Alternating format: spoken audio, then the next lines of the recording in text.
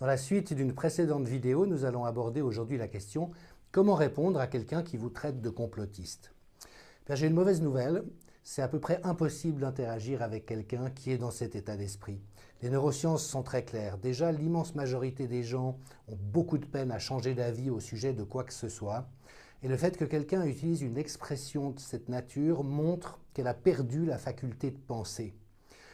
Dans un très bon article, Guy Mettan, journaliste d'expérience indépendant, relevait que ce genre d'étiquette avait toujours existé au cours du temps et qu'elle vise en fait à disqualifier son interlocuteur de sorte à ne même pas avoir à entendre ce qu'elle a à dire. À une époque, on traitait les gens de communistes, puis de gauchistes, puis de fascistes, puis de racistes, puis de... Vous voyez, puis aujourd'hui c'est complotiste. Et donc franchement, une personne qui utilise cette étiquette contre vous montre qu'à ce moment-là, et c'est malheureusement en général chronique, elle a perdu la capacité de penser et donc elle ne cherche pas un dialogue authentique, mais qu'elle cherche à ne surtout pas entendre ce que vous avez à dire. Alors évidemment, quand on le subit, c'est désagréable. C'est en fait une négation de la relation et c'est un abus extrêmement fort qui nous est fait lorsque ça nous est adressé. Puis d'un autre côté, comme toujours, je crois que la seule clé qui est vraiment libératoire pour nous, pour éviter d'entrer en symétrie et dans la colère par rapport à ces gens-là, eh ben, c'est la compassion. C'est de comprendre que quelqu'un qui est tendu, anxieux, tellement pris dans le malaise qu'il n'est plus capable d'interagir avec quelqu'un, et quelqu'un qui, au fond, est en grande difficulté, et que de ce point de vue-là, c'est important d'éviter d'en rajouter des couches. Vous voyez ce que je veux dire? Ça n'est jamais dans l'exacerbation ou la contre-attaque que quelque chose va pouvoir se dénouer. Ensuite, il y a une stratégie qui me paraît très importante, qui est celle, lorsque ça s'impose, lorsqu'il s'agit de se défendre, lorsqu'on est pris à témoin devant d'autres personnes, de toujours rester dans une posture de dignité, c'est-à-dire de ne pas embarquer dans cette dérive qui est celle qui va vers l'injure et la disqualification, puis de toujours ramener les gens le plus possible proches d'un principe de réalité. Je donne un exemple. Dans un échange sur Facebook l'autre jour, je me suis permis de faire un commentaire au sujet d'un article et un internaute a dit « Ah voilà, Monsieur Michel vient, les complotistes se rappliquent ». Et comme il était question de la probité de la science et de la pratique médicale, je me suis permis de lui informer, de l'informer du fait qu'il y avait aujourd'hui un constat généralisé d'une corruption systémique importante dans cet univers. Ça fait 25 ans que je travaille là-dessus, j'ai plus de 3000 références dans ma base de données de chercheurs et de penseurs, donc je sais de quoi je parle. Et cette personne a répondu assez agressivement en disant « Oui, ben ça c'est vous qui le dites, est-ce que vous pouvez me citer une seule source en dehors de vous-même qui en atteste ?»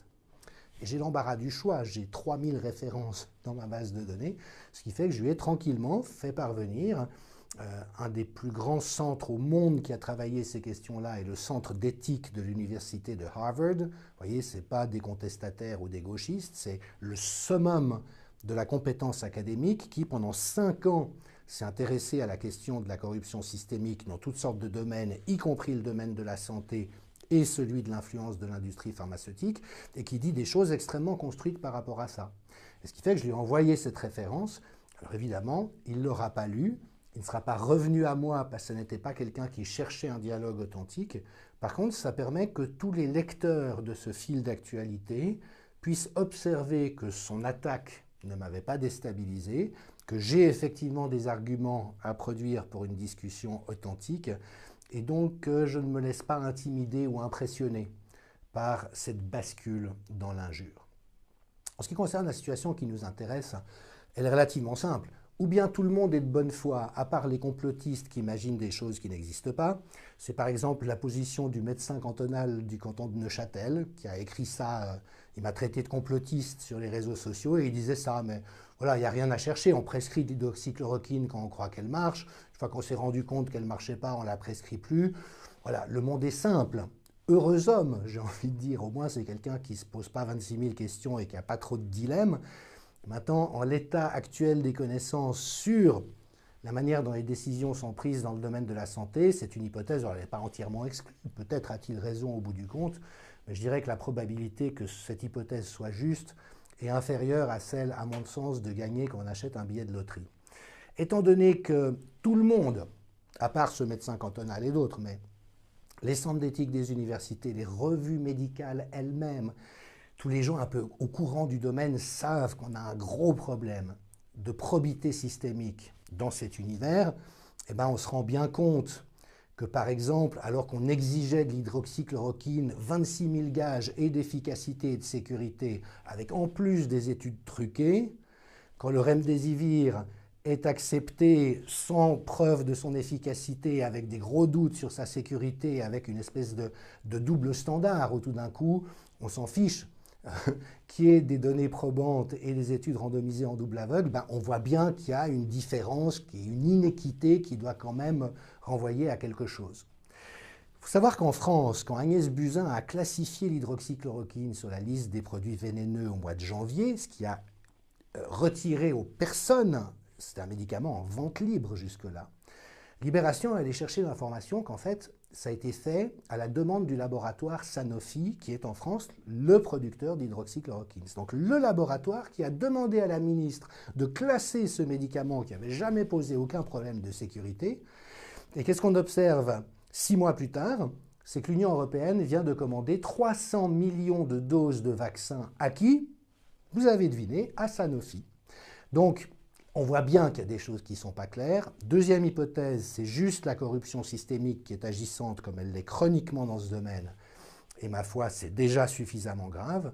Puis troisième hypothèse, comme on voit quand même une destruction de nos sociétés, de nos économies, une mise à genoux des pays et une espèce de mafia tentaculaire numérique et transhumaniste qui est en train de recueillir tous les fruits de ce psychodrame invraisemblable qui a été généré, se pose effectivement la question de savoir s'il y a une orchestration. On voit quand même que l'OMS, les gouvernements, les GAFAM, Facebook, Twitter, les panels d'experts, la task force, réagissent tous de la même manière, d'une manière qui ouvertement est malhonnête à certains égards, et donc on a le droit de se demander, mais bon sang, qu'est-ce qui se passe ? Il faut rappeler que des complots, il y en a eu énormément dans l'histoire de l'Occident. La guerre du Vietnam a été déclenchée suite à une fausse attaque qui avait été montée de toutes pièces par l'armée américaine pour pouvoir dire nous avons été attaqués. La guerre en Irak a été déclenchée dans les mêmes conditions. Donc le fait qu'il puisse y avoir un complot, moi j'ai plutôt envie d'inviter les journalistes qui hurlent au loup contre les complotistes, de plutôt essayer de savoir ce qu'il en est, étant donné la pente extrêmement inquiétante que nous prenons. Mais quoi qu'il en soit, il y a quelque chose qui va primer sur la durée, c'est la probité, c'est l'élégance, c'est la tenue, c'est aussi le fait de ne pas vaciller face à toutes ces attaques et toutes ces bassesses. Vous avez vu comment le professeur Raoult, qui est quand même un des microbiologistes les plus titrés au monde, a été traîné dans la boue en France. Il faut savoir qu'aujourd'hui, c'est un peu les règles du jeu, ça rappelle effectivement des moments sombres de notre histoire, mais c'est notre responsabilité et notre dignité de rester dans une opposition sereine, courtoise, non violente, mais systématique par rapport à toutes les dérives et tous les abus qui sont en train de se dérouler. Les gens qui hurlent aux complotistes me font penser à ces responsables de la démocratie italienne et des milieux catholiques en Italie qui pendant des décennies prétendaient qu'il n'y avait pas de mafia, que la mafia n'avait aucune influence sur rien. Vous voyez ce que je veux dire? Pour moi, c'est quand même beaucoup des négationnistes. Même des organes de presse comme Le Temps et la RTS, en leur temps, ont posé des questions quant à la probité de la recherche et qui décidait de quoi dans les systèmes de santé. Tout d'un coup, ils n'en parlent plus du tout. Mais voilà. Tout ça pour dire que tôt ou tard, la vérité apparaît, tôt ou tard, le temps nous donnera raison. Et donc c'est important de rester très calme et posé face à des gens qui sont tellement perdus et tendus intérieurement qu'ils sont dépossédés de la compétence de dialoguer, de réfléchir et de co-construire quelque chose d'intelligent avec les autres. Une personne réellement scientifique ou réellement capable de penser, elle sera toujours preneuse de vos arguments, surtout s'ils sont différents de ce à quoi elle a l'habitude de croire. L'objection est intéressante en elle-même. Et donc, pour moi, la capacité d'entrer dans une co-construction, c'est vraiment la marque de la liberté intérieure d'une personne, mais donc aussi du crédit que vous pouvez lui faire en tant qu'interlocuteur sur une question complexe.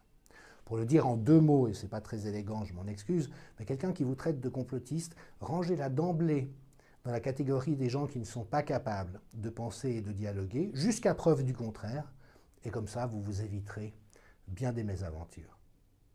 À bientôt, j'espère. Merci.